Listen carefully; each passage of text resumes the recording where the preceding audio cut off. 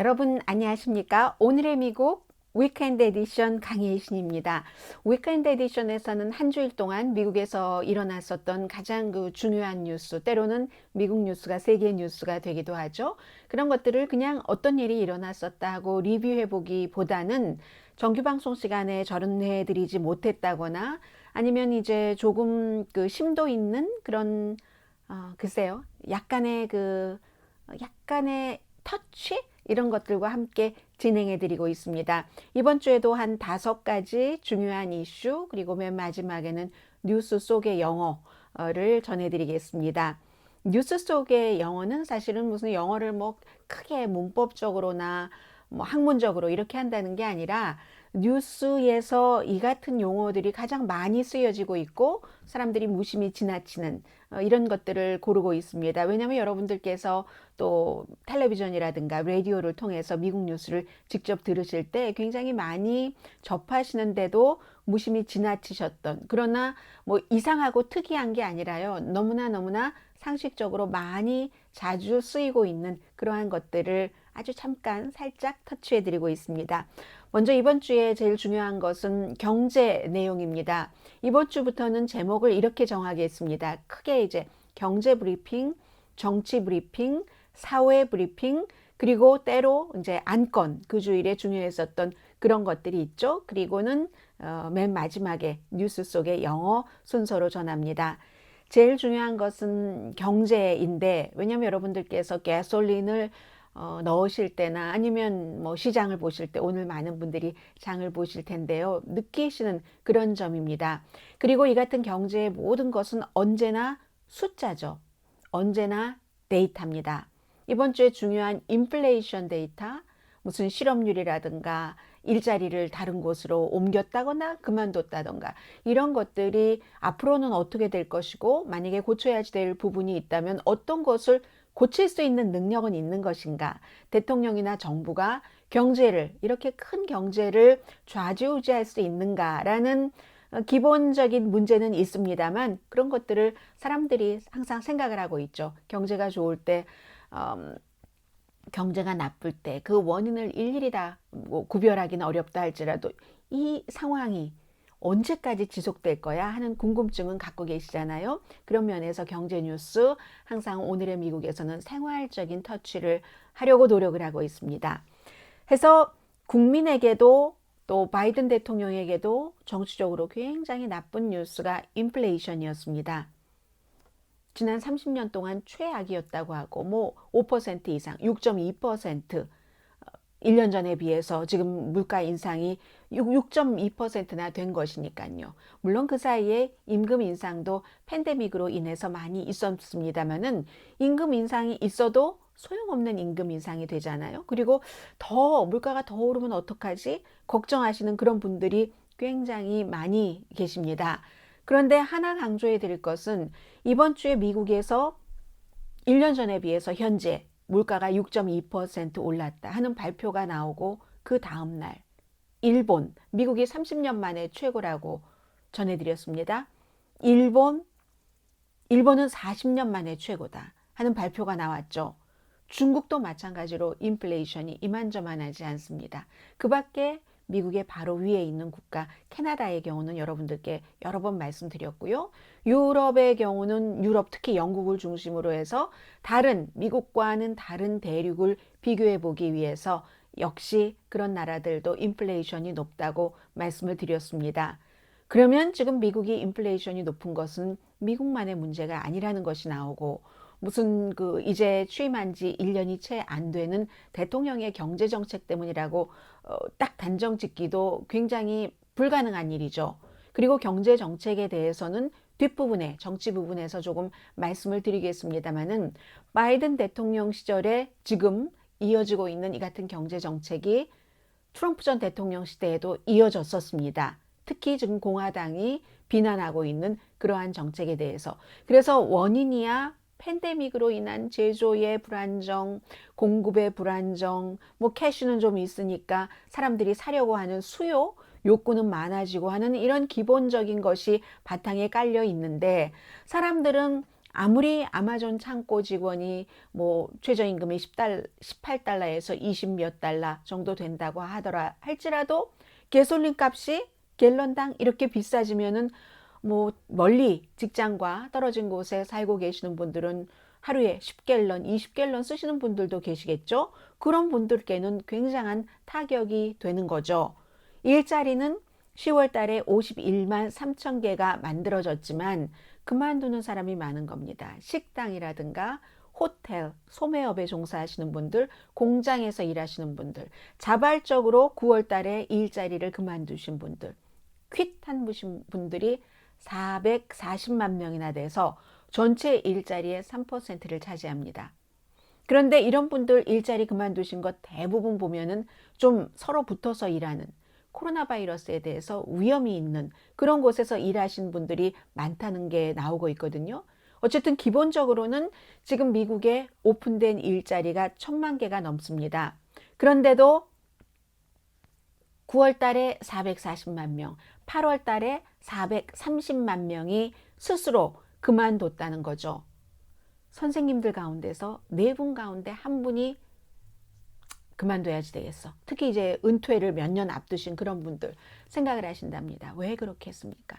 코로나 바이러스 사태 때 정치적으로 너무 문제가 어려워져서 가이드라인 지키기도 그렇고 선생님들 자신들도 스트레스를 굉장히 많이 받고요. 우리 아이 그 데이케어에 보낼 때도 없는데 이런 등등 팬데믹 이전과 비교를 하면은 랜드 코퍼레이션 산타모니카에 본부가 있는 랜드 코퍼레이션의 연구 그 조사 쭉 팔로우업 해온 결과 팬데믹 이전에는 6명 가운데 1분 선생님 그만두고 싶어 라는 생각을 하셨는데 지금은 4분 가운데 1분이 그만두고 싶다고 생각을 하시고 그만두시는 분들이 계셨기 때문에 어제 시애틀에서는 대체할 선생님이 없어서 학교를 휴교를 하고 그리고 많은 학교에서 보조교사를 고용을 하고 있는데 그 보조교사에 대해서 뭐 오레곤주 등에서는 대학 졸업 자격증도 없어야지 된다는 것 아니겠습니까? 아주 큰 문제입니다. 일자리 굉장히 균형이 안 맞아요. 누구는 일할 사람이 없다고 하는데 스스로 그만두시는 분들도 굉장히 많은 거고요. 어쨌든 미국 같은 큰 경제에서 대통령이 모든 경제를 컨트롤할 수는 없습니다. 그러나 사람들은 경제가 좋으면 대통령을 지지하고 경제가 나쁘면 바로 내 탓이야 라고 하기가 쉬운 거죠. 뭐 실업률을 낮추는 방안을 내놓는다든가 획기적인 이러한 것들을 내놓고 그게 그대로 이행이 된다면 대통령들은 국민들은 대통령에게 크레딧을 주기는 하죠. 그런데 지금은 팬데믹과 어울려서 문제를 해결하기가 굉장히 힘들다는 얘기인데 그렇기 때문에 지금 바이든 대통령은 계속 강조하는 게 뭐 기간 산업이라든가 여러 가지 전략적 비축률을 방출한다던가 해서 에너지 값을 안정시킨다든 이러한 것을 내놓는데 공화당은 뭐 쓰지도 없는 돈을 있지도 않은 돈을 계속 찍어내서 쓰지 말아라. 뭐 경제의 101 가장 기본이 돈이 넘쳐나면 인플레이션 물가가 오르는 것이 당연하지 않느냐라고 주장을 합니다. 돈을 너무 많이 찍어내면 달러의 가치가 줄어든다. 인플레이션이 잡힐 리가 없다. 라고 주장을 하고는 있죠. 그러나 공화당도 지난해에 다 했었던 겁니다. 트럼프 전 대통령 당시에 트럼프 전 대통령이 제일 처음에 여러분들께서 그 1200달러 연방 체크를 받으셨던 게 트럼프 전 대통령 때죠. 그 이후에도 또 했습니다. 임기 말에. 그리고는 바이든 대통령이 들어와서 지금은 어쩔 수가 없다. 정부라도 돈을 써야지 된다는 이런 것이기 때문에 코비드에 대한 그 대책에 대해서 돈만 찍어내고 뭐 방비는 없다 하고 하는 공화당의 말도 사실은 반쪽에 지난해 바로 1년 전과 비교를 하면 반쪽의 그 일리가 있는 말이다라고 말씀드릴 수 있고요. 그럼 언제쯤 인플레이션이 잡힐 것인가? 그거 알면 제가 경제 전문가로서 아주 부자가 돼 있겠죠. 여러 가지 경제 돈의 흐름이라든가 뭐 작은 돈을 가지고 어떻게 벌어서 그 모든 흐름을 알면 아마 제가 굉장한 부자가 됐을 겁니다. 제가 저라고 말씀드리는 것은 그것을 정확하게 예측하는 전문가라고도 말씀드릴 수 있습니다. 저는 경제 전문가가 아니지만 많은 경제 전문가들의 예상과 예측과 말을 종합을 해서 여러분들께 전해드리기 때문에, 그리고 미국뿐만이 아니고 세계적인 팬데믹으로 인한 이런 여러 가지 문제이기 때문에 그걸 누구라도 예측을 할 수는 없는 것이고요. 다만 이제 기간산업안, 잠시 뒤에 정치에서 말씀드릴 그런 문제와 어떻게 연결시키느냐, 지금으로선. 그러나 굉장히 경제가 나쁘고 불안정한 상황은 아니다 하는 것 정도는 공통적인 의견으로 보입니다. 경제 전문가들이에요. 이번엔 정치 브리핑입니다. 정치 브리핑에서는 먼저 비디오 케이스를 말씀드리고 중요한 정치 내용을 전해드리겠습니다. 첫 번째, 애리조나가 지역구인 폴 고사라는 연방 하원 의원이 이민 문제 때문에 그렇다 하면서 뉴욕이 지역구인 알렉산드리아 오카시오 콜테스 의원을 본인이 살해하는 그런 그 만화를 트위터에 올렸습니다. 그런데 연방 하원 의원은 사실은 비디오 게임을 하는 열 몇 살짜리 어린아이가 아니죠. 요즘 뭐 열 몇 살짜리 어린아이라고 표현할 수도 없습니다만 하도 성숙한 부분은 성숙해 있어서요. 그런데 그냥 그리고 살해하는 거잖아요. 같은 동료 의원을. 이런 일이 있었습니다. 또 하나는 기간 산업에 대해서 공화당 정치인 13명이 찬성표를 던졌다 해서 마조리 테일러 그린 의원이라는 조지아주의 초선 연방 하원 의원도 그 의원들의 전화번호를 대고 매국노다 이렇게 얘기를 했습니다. 그런데 문제는 그런 얘기를 할 때 아무도 공화당 지도부에서 연방 하원 의원이 다른 연방 하원 의원을 살해하는 애니메이션 이런 것들을 비디오로 올렸는데도 아무런 제지를 하지 않고 말을 하지 않는다는 겁니다. 케빈 맥카티 공화당 연방 하원 의원은 어디 있는가? 뭐 이런 지적을 할 수 있고요. 그러면 또 그 민주당에서는 이런 얘기를 많이 하거든요. 도널드 트럼프 전 대통령 때 민주당이 어땠는가? 민주당뿐만이 아니라 그때는 세계 다른 나라의 미국 대통령이 국빈 방문한다 하면 영국의 사람들이 기저귀 찬 트럼프 전 대통령의 풍선을 올리고 그랬었잖아요. 그렇지만 살해에 관한 것은 하지 않았습니다. 당시에도 트럼프 전 대통령이 CNN이 본인에 대해서 본인이 생각할 때 나쁜 보도를 한다 하면서 다른 사람이 뭐 CNN을 발로 밟고 막 이런 아주 굉장히 자극적인 비디오를 리트윗했던 사람이 아니 그 사진이나 이런 것들을 트럼프 전 대통령이었습니다. 그런데 이번에는 살해한다는 그런 애니메이션이잖아요. 그렇기 때문에 굉장히 이건 좀 다르다 하는 것으로 볼 수 있고요. 그렇기 때문에 이번에 기간 산업에 찬성표를 던진 아담 킨징어라는 공화당 하원 의원 이제는 다시 출마하지 않는다고 했죠. 케빈 맥카티는 어디 있는가? 공화당의 하원 지도자는 어디 있는가? 이런 것을 가만히 두고 보기 때문에 점점 더 그러는 것이다 라고 주장을 하고 있는 공화당 의원도 있지만 다수당은 그렇지 않습니다. 아무튼 지금 그런 일들이 있고요. 마조리 테일러 그린 의원이 13명의 공화당 의원들을 매국노라고 했을 때도 아무 말하지 않았고, 그리고 이 마조리 테일러 그린 의원은 처음부터 옆에 있는 의원이 하도 너무나 아주 과격하고 이런 것 때문에 오피스를 옮겼을 때도, 그리고 공화당의 지도부를 심하게 비난하고 뭐 하지 못할 얘기들을 하더라도 마조리 테일러 그린 의원이 질책당하지 않았습니다. 이런 것들이 공화당 정치인들을 점점 더 그 행동에 있어서 후지게 만든다 하는 공화당 내부의 지적도 있지만, 그런 지적을 하는 의원은 매국노라고 평을 받고 굉장히 힘들게 됩니다. 13명 기간 산업안에 찬성표를 던진 공화당 의원들이 전부 당신 떨어뜨리겠어 하는 위협을 받고 있고, 심지어 살해 위협을 받고 있는 사람들도 있습니다. 그래서 이제 이 같은 그 비디오에 대해서는 트럼프 때도 트럼프를 골렸잖아. 골린 거하고 살해를 하는 본인이 직접 그런 비디오를 올리는 것과는 다르고요. 그런 면에서 또 하나의 비디오는 인터뷰하는 비디오인데, 어제 뉴스에서 말씀드린 것처럼 트럼프 전 대통령이 올해 초에 ABC 방송 기자와 인터뷰에서 자신의 부통령인 마이크 펜스 부통령을 성난 군중들이 트럼프를 지지하는 바이든을 대통령으로 인준하려고 하는 바로 그날 1월 6일 의사당 폭동 사건에서 저 사람을 교수형에 처해야 되겠어. 교수대를 만들어서 가지고 갔잖아요. 밧줄도 있었고 여러분들께 전에 사진 여러 번 보여드렸습니다. 그런데도 불구하고 무슨 위협을 받았어? 위협받지 않았다는 보고를 받았고 부통령은 안전하다고 보고를 했고 그리고 그 사람들을 이해한다. 너무 성나 있었잖아. 커먼 센스, 상식적으로 생각을 할 때 이런 말을 해서 사실은 공화당에서도 전직 대통령이 아직도 그런 생각을 하고 있고 그런 말을 하는 것이 정말 심각하다라고 하지만 역시 공화당에서 그 지도부들도 아무 말도 하지 않습니다. 그리고 트럼프 전 대통령 자신도 13명의 민주당이 주도한 기간 산업안에 찬성표를 던진 13명의 의원들에게 부끄러운 줄 알아라. Shame on you 라고 직접 그 목소리를 통해서 공개 장소에서 말을 했습니다. 그런데 what a big joke. 얼마나 진짜 이거 농담 아니야? 라고 얘기하는 사람도 있습니다.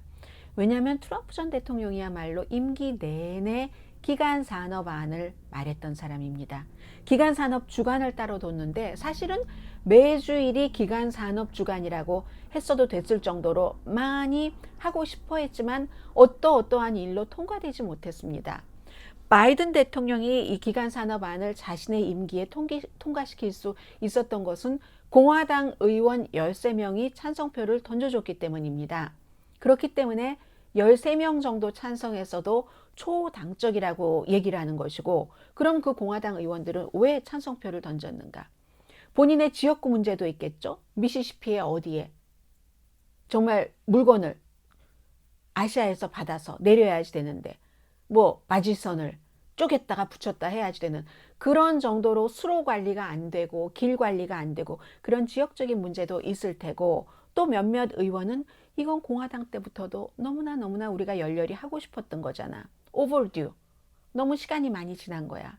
미국이 언제 만들어 놓은 100년 전에 만들어 놓은 댐, 50년, 70년 전에 만들어 놓은 하이웨이로 달리고 차선 늘림도 없이 그러니까 이게 되겠어? 라고 생각을 했었던 의원들이 있겠죠. 그런데 그 사람들을 다 매국노라고 하고 트럼프 전 대통령도 shame on you 라고 하니까 말이 맞지 않는 거죠. 트럼프 전 대통령은 어찌 보면 기간 산업에 있어서 최고의 옹호주의자라고도 볼 수 있는 사람입니다. 그런데 본인이 하려다가 못했을 때는 그렇고 지금 누군가가 하니까 하도록 투표를 한 공화당 의원들 shame on you. 이게 미국의 지금 정치의 모습입니다. 이번 주에 트럼프 전 대통령 승리한 것 있죠. 정치적으로 항소법원에서 판결이 나왔는데 어제로 예정이 됐었던 1월 6일 의사당 폭동 사건에 관한 그날 대통령이 백악관에서 누구를 만나고 무슨 말을 했고 그게 어떻게 기록됐는가 말로 이메일로 전화로 또 비디오로 이것을 의회 민주당이 주도하는 조사위원회에게 넘기도록 하지 못하도록 항소법원에서 판결을 내려준 것.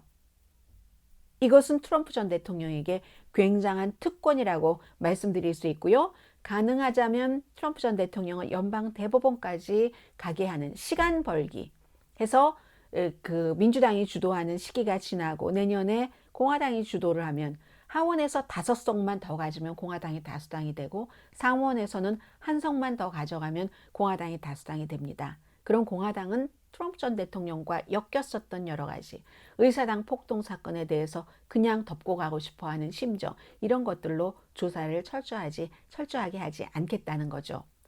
지금 하원의 조사위원회가 민주당이 주도한다. 맞는 얘기입니다. 굉장히 정치적인 조사인 것도 사실인 겁니다. 민주당이 공화당 조사위원회에 비해서 몇 배 많습니다. 이 하원 조사위원회에. 그래서 일단은 트럼프 전 대통령이 승리를 한 것이고 11월 30일부터 이제 본격적으로 청문회가 열리기 때문에 그때도 해결되지 않으면 연방 대법원까지 갈 텐데 섀도우 다켓이라고 어제 말씀드렸죠. 섀도우 다켓이라고 해서 연방 대법원에서 뭐 이런 케이스는 빨리 100%다 그런 건 아니지만 빨리 처리할 수 있기 때문에 아주 몇 년씩 걸리는 일반 케이스와는 다를 수도 있다는 말씀 드리고요. 그리고 뭐 이런 것에는 승리를 했지만 트럼프 전 대통령의 파워가 아직도 강하다는 것을 알 수 있지만 일부에서는 지난번에 그 버지니아나 아니면 그 뉴저지의 주지사 선거에서 결론은 트럼프 전 대통령의 영향력은 있지만 사람 자체의 영향력은 이제 줄어든다 해서 어쩌면 내년 그 예비선거는 본선거 11월 달보다 조금 앞이니까요. 예비선거까지는 트럼프 전 대통령이 영향력을 발휘할 수 있어도 본선거에서는 이번에 그 버지니아의 주지사 공화당 당선, 뉴저지 버지니아의 주지사 공화당 당선자가 이제 그랬던 것처럼 트럼프 전 대통령이 뿌리는 두려움의 씨앗 이런 것은 퍼뜨리면서도 트럼프 전 대통령과 한 번도 가까이 하지 않았습니다. 이런 형태로 트럼프 전 대통령의 힘은 조금씩 약해지고 있긴 하지만 아직은 주시해야 될 정도다. 뭐 그런 말씀 드리고요. 그리고 하나는 이에 관련해서 의사당 폭동 사건과 관련해서 트럼프 전 대통령에게는 승리가 됐지만 스티브 배넌이라는 백악관 첫 번째 수석 전략가는 의회 청문회에 출두하라는 의회의 소환장을 받고 계속 안 나가다가 결국은 어제 오늘의 미국 방송이 끝나고 저녁에 이 사람이 기소됐습니다. 어떤 내용의 기소냐면 의회를 모독했다는 거죠. 의회가 소환장을 발부하고 자료도 내놓고 나와서 증인으로 참석하라는 데에 지금 거부하고 있기 때문에 법무장관이 어제 얘기를 하는데 내가 취임 초에 첫날 여러분들께 법무부의 스텝이나 국민들에게 서약을 했던 것처럼 법 아래 모든 법 집행은 평등하고 사실에 따라서 그렇게 하는 것을 공정한 권리, 집행법 같은 것을 이게 이제 한 것이다 라고 하면서 기소를 한 거고 기소를 법무부에서 맘대로 한 게 아닙니다. 기소하기 전에 의회에서 투표를 했어요. 이 사람을 그 의회에서 소추를 증인으로 소환장을 내보낸다는 것은 증인으로 참석해 주세요 하는 민사 소환장 같은 건데 그 당시 결의하기는 여기에 응하지 않으니까 의회 모독죄로 이제 지금 기소가 됐거든요. 의회 모독죄로 기소를 하도록 이렇게 한다는 그 안에도 9명의 공화당 의원이 찬성을 했습니다. 민주당 의원들과 함께. 그렇게 해서 지금 이렇게 된 거고요. 월요일에 이제 법정에 출두를 하게 되겠죠. 그래서 이런 사건으로 형사 기소를 하는 것이 굉장히 드문 케이스거든요. 1983년 이후에 처음이라고 하는데 보통은 기소하지 않고 잘 이제 그 증언을 좀 잘해달라고 하면서 서로 협상을 하죠. 그런데 이번에는 왜 그랬겠습니까? 본보기를 보이는 겁니다. 지금 스티브 배넌 이외에도 뭐 마크 메도우라든가 전 비서실장 같은 많은 사람들이 출석하지 않고 있기 때문에 민주당은 민주당대로 이것을 밝혀서 의사당 사건이 그 배후에는 트럼프 전 대통령의 영향력이 얼마나 컸는가 하는 것을 밝힘으로써 내년 선거에서 다수당 자리를 지키고 싶어 하는 것이고 공화당은 반대의 목표에서 여기에 대해서 반대를 하는 겁니다. 그래서 이제 두 개 혐의였거든요. 의회 모독죄.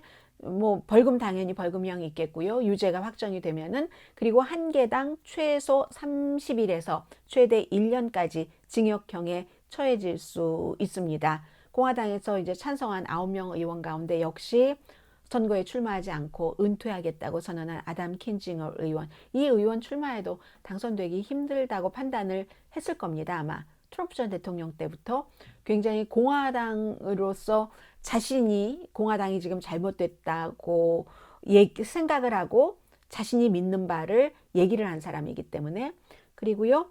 자, 여기까지가 정치 브리핑이었습니다. 바이러스에 관련된 브리핑입니다. 어제 저녁에 제5항소법원이 바이든 대통령이 직원이 100명 이상인 회사에는 의무적으로 백신 접종을 하게 하거나 아니면 일주일에 한 번씩 음성이라는 네거티브 그 반응을 보여줘야지 되는 테스트를 하라는 이 같은 행정명령을 아직 집행하기 전입니다. 1월 4일이 돼야지 되잖아요. 여기에 대해서 지난번에 연방항소법원이 임시로 시행 중지, 아직 시행을 시작하진 않았지만 그런 판결을 내렸는데 어제 다시 이건 아니다 라는 판결을 내렸습니다. 제5항소법원이기 때문에 루이지아나 그쪽이고요. 3명 항소법원 판사인데 2명은 트럼프 전 대통령이 지명을 했고 1명은 로널드 레이건 전 대통령이 지명한 판사들입니다.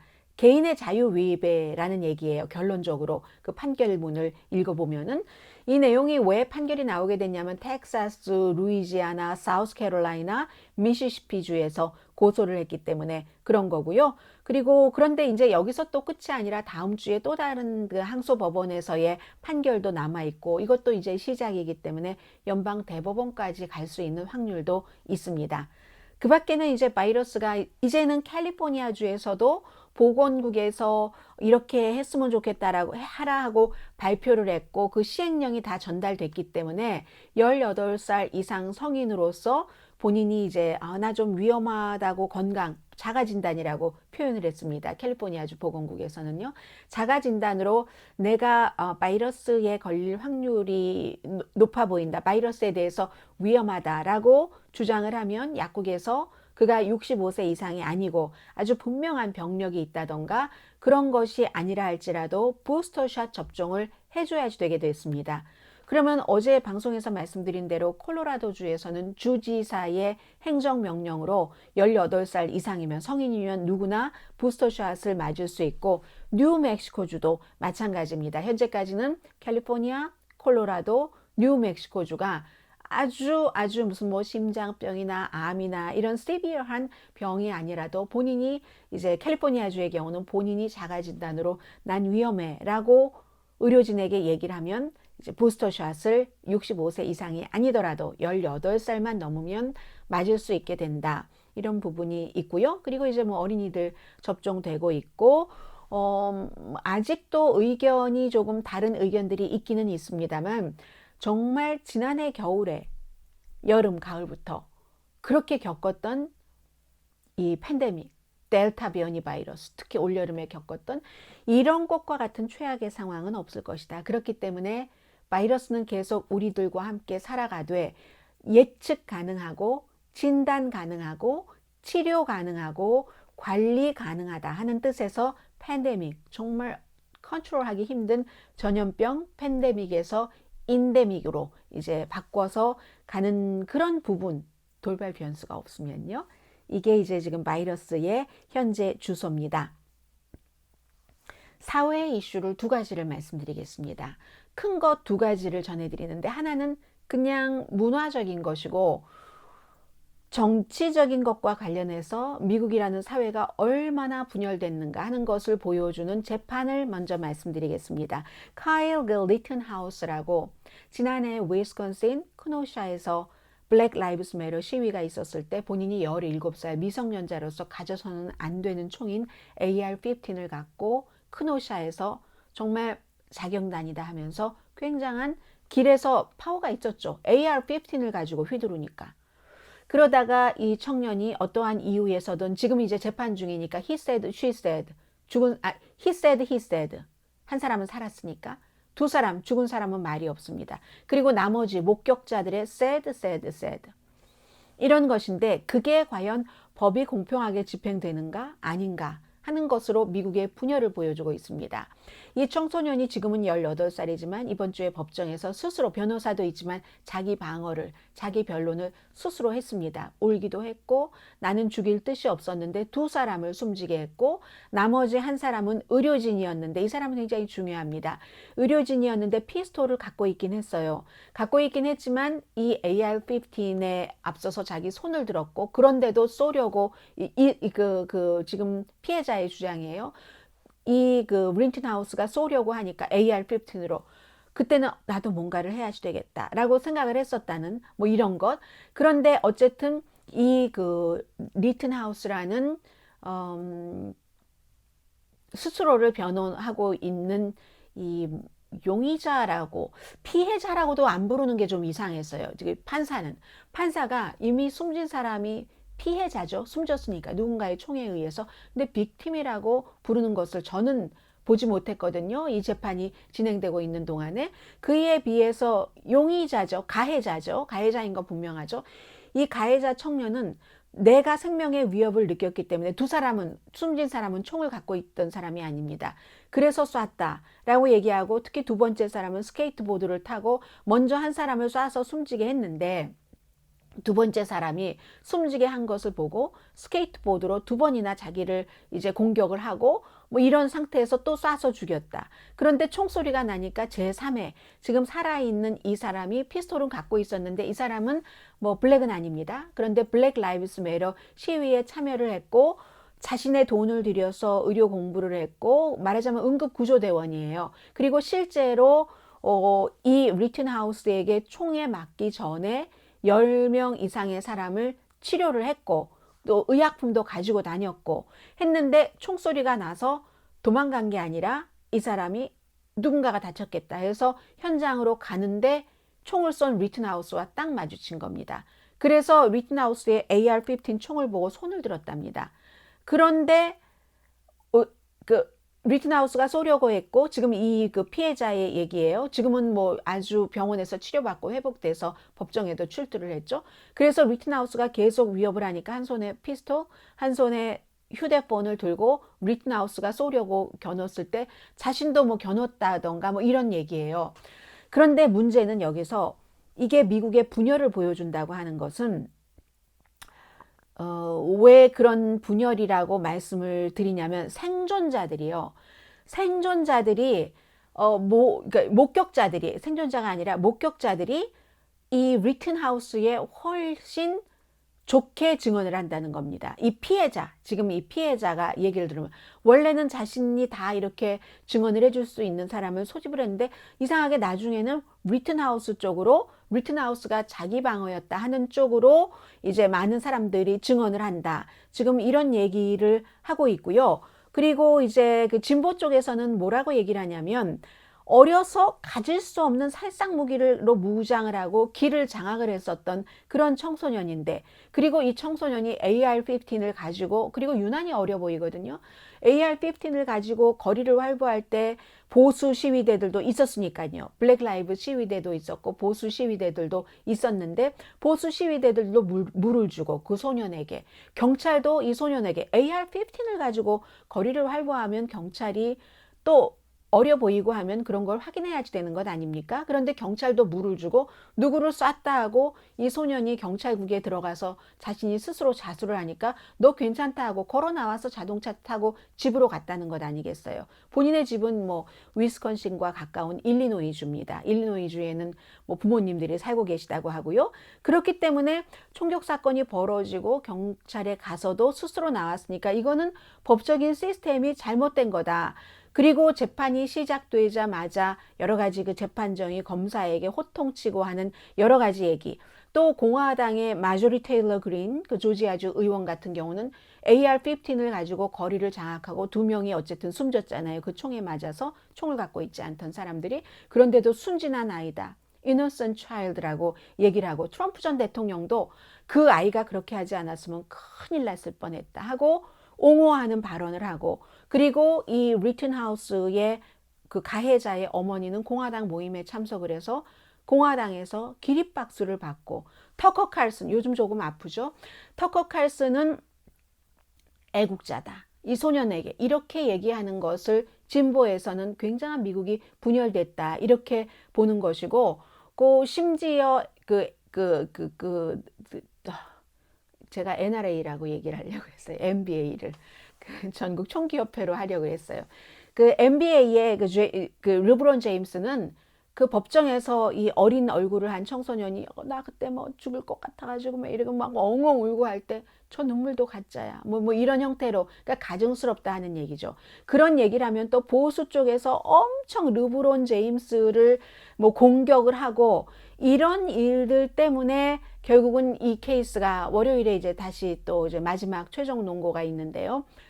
자기 방어인가, 자기 방어가 아닌가 뭐 이런 것들의 이 결과에 대해서 어느 쪽에서도 만족하지 않을 겁니다. 보수는 완전히 이노센트하게 나오기를 원하고 블랙 라이브스 매러 시위를 주도하고 시위에 참여했고 했던 사람들은 아니 총도 갖지 않은 사람이 숨졌는데 어린아이가 AR-15을 갖고 총을 쐈는데 그걸 그렇게만 할 수 있는가? 뭐 이런 얘기를 하고 있기 때문에 만약에 이게 유죄가 확정된다면 검사 측에서 그 주장한 바에 따르면 뭐 종신형에 처해지기도 하고 또 뭐 60년이 두 개가 붙거든요. 그러면은 지금 18살인데 어떻게 됩니까? 그래서 매입이 검사 측에서 뭐 형량을 낮추는 형태도 가능한가 보거든요. 법적인 것에서 여러 가지 상황이 있으니까. 그리고 지금 1급 살인 혐의로 기소했는데 이러한 것들도 주에 따라서 다 다릅니다.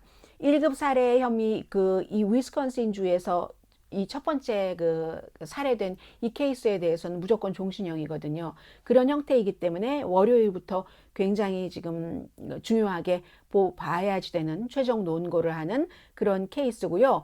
또 하나는 사회적인 이슈에서 그 래퍼 트래비스 스캇의 그 공연에서 한 사람이 더 숨졌어요. 22살의 대학생이 숨져서 9명이 모두 숨지게 됐는데 이 래퍼가 그 래퍼치고 굉장히 말을 안 하는 사람이에요. 말을 안 하고 그런데 과도함 퍼포먼스에 있어서는 과도함의 아바타다 뭐 이런 별명도 있는데 에너지 지휘자다. 사람들을 그냥 쫙 5만 명 모였다고 하는데 텍사스에서 그날의 그 공연에서요 5만 명을 쫙 본인의 앞으로 흡수를 시킵니다. 해서 사람들이 와 열광하다가 앞으로 가고 압사당하고 뭐 심장 뭐 질환이 오고 뭐 이랬다는 거잖아요. 병원에서 치료받은 사람들도 엄청 많고 그랬는데 어제 얘기하기를 이 트래비스 스캇이 몰랐었다는 거라고 얘기를 합니다. 변호사가 얘기를 하는데 무대가 조금 위고 그 아래에 사람들이 군중들이 쫙 있었는데 그 공연을 사건이 일어나고도 40분 뒤까지 이었잖아요. 몰랐다고 얘기합니다. 그 앞에까지는 바로 앞에까지는 오지 않았고 또 이 래퍼의 스태프들에게도 그 같은 상황이 전달되지는 않았기 때문에 몰랐다. 그러면 또 다른 쪽에서는 뭐라고 얘기를 하냐면 아니 앰뷸런스도 왔는데 거기에 사이렌 소리가 들렸는데 그런데 어떻게 모를 수가 있는가. 그러니까 이건 여러 가지를 보여줍니다. 젊은이들이 막 그러한 아주 열광적인 콘서트에서 안전장치가 얼마나 사전에 됐어야지 되는가. 현장에서의 의료 시스템은 어떻게 되는가. 그러면 이 쇼의 프로모터 같은 경우는 이것을 어떤 형태로든 빨리 파악을 하고 중지시켜야지 되는 게 아닌가. 서구 팝 문화의 가장 위험함 같은 것을 보여주는 공연이기도 하죠. 시스템이 어쨌든 잘못됐다는 겁니다. 문화의 성격도 너무 과격한 건지도 모르죠. 저는 이래서 과격한 문화가 굉장히 무섭고 두렵습니다. 자, 그리고 뭐 마지막에 이 부분은 간단히 전해드릴 텐데요. 이제 기후변화 정상회의가 완전히 어제로서 끝났습니다. 최종적으로 서로 뭐 조약하고 결의안 쓰고 하는 것이 마지막 순간까지 조금 바뀌어서 가장 아쉬운 부분은 그 화석 연료에 대해서 아직도 화석 발전소가 지어지는 국가들이 있고 하는데 아주 못 사는 나라에서 무슨 친환경 이게 좀 말이 안 맞잖아요.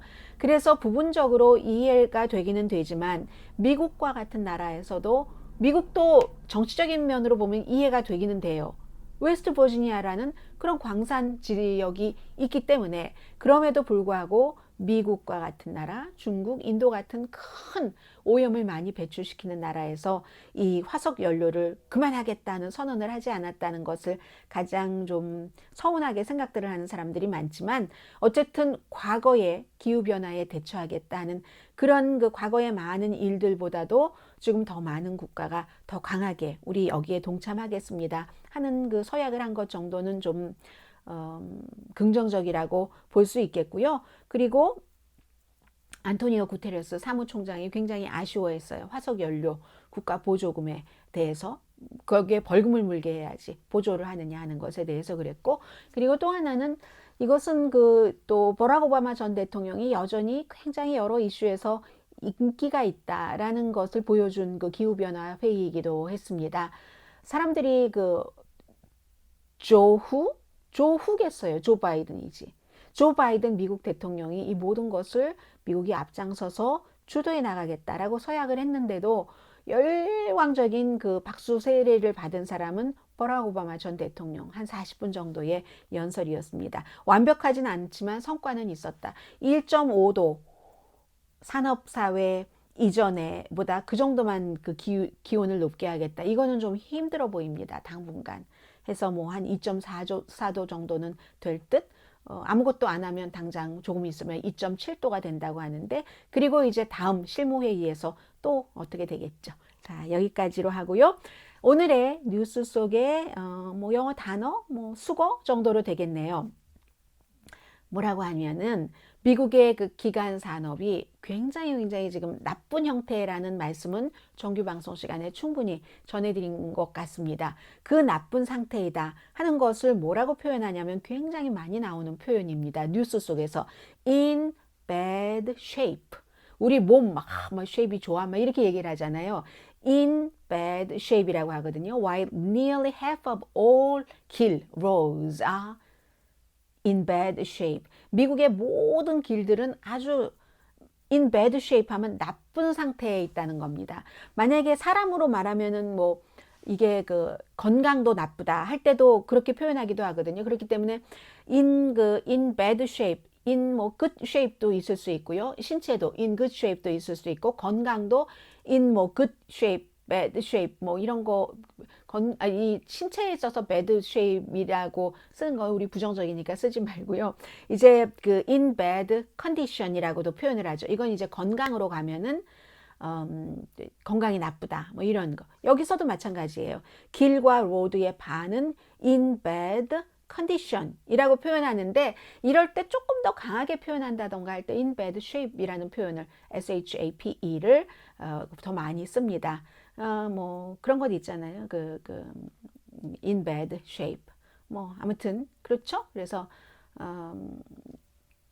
in 무엇 안에 우리가 lady in red 뭐 하면은 뭐 빨간 색깔 옷을 입은 여자 lady in red 뭐 이런 거 black man in black 이런 것 있잖아요. 지난번에 제가 이코노미스트 얘기를 하면서 소곡 속에서 그 포즈를 취하는가라고 했더니 어떤 분이 또 막 비난을 하셨는데, 속옷 입은 건 누가 모르겠어요.